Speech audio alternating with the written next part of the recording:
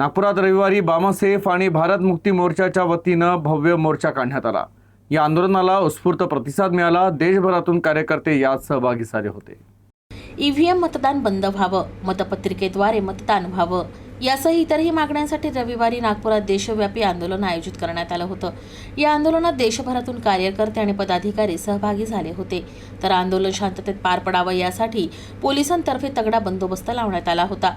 नागपुरातील इंदोरा मैदानात हजारोंच्या संख्येने आंदोलनकर्ते एकत्रित आले होते। ये जो महामोर्चा है, ये आम तौर पर जो मोर्चे होते हैं, रैलियां होते हैं, जैसे प्रोग्राम होते हैं, वैसे नहीं है। ये इस देश में के जो मूल निवासी बहुजन समाज के लोग हैं, उन लोगों के आज़ादी के लिए ये इकट्ठा हुए लोग हैं। हमारा यही कहना है कि जो जनगणना होनी चाहिए, जो कि जाति के आधारित पे सबकी जनगणना होनी चाहिए, SC ST OBC लोगों की, और उस संख्या के अनुपात में सबको रिजर्वेशन देना चाहिए। ये एक पहली मांग है। इसके लिए समर्पित अधिवेशन था बामसेफ तथा भारत मुक्ति मोर्चा का राष्ट्रीय अधिवेशन होने वाला था। और दूसरी एक मुद्दा है EVM, जो इलेक्ट्रॉनिक वोटिंग मशीन, इसके द्वारा आधुनिक मनुस्मृति इस देश में स्थापित हो रही है। 700 किसान शहीद हुए लेकिन MSP लागू नहीं हुई।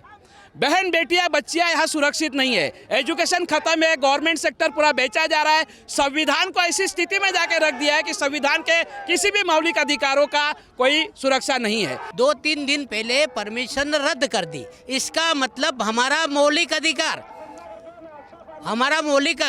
है, बोलने का अधिकार मौलिक अधिकार है, मौलिक अधिकार छीनने का काम किया है। अब हमारा राष्ट्रीय नेतृत्व के दिशा निर्देश में, निर्देशन नियंत्रण में हमारी हक अधिकार की लड़ाई है। जो संविधान ने हमको जल, जंगल और जमीन दिया है, उसकी लड़ाई हम निरंतर लड़ते रहेंगे। डिसेंबर महिन्यात ओडिशा इथं राष्ट्रीय अधिवेशनासाठी बामसेफ आणि इतर संघटनांनी परवानगी मागितली होती। प्रशासनातर्फे परवानगी देण्यात आली, मात्र अधिवेशनाच्या 3 दिवस आधी आंदोलनाची परवानगी अचानकपणे नाकारण्यात आली। देशाचं सरकार दिल्लीत जरी असलं तरी ते नागपुरातून चालवलं जातं, त्यामुळे हा मोर्चा नागपुरात काढला असल्याचं बामसेफचे वामन मेश्राम म्हणाले।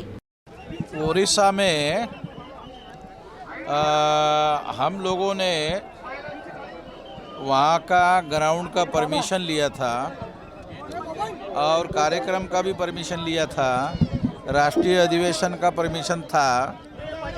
परमिशन होने के बावजूद भी RSS की, भाजपा की सरकार ने उसे रद्द कर दिया। तो ये हमारे मौलिक अधिकार का उल्लंघन है, ये संविधान का उल्लंघन है। तो ये लोग संविधान के मौलिक अधिकार को नहीं मानते, तो इसका मतलब ये संविधान को मानने वाले लोग नहीं हैं।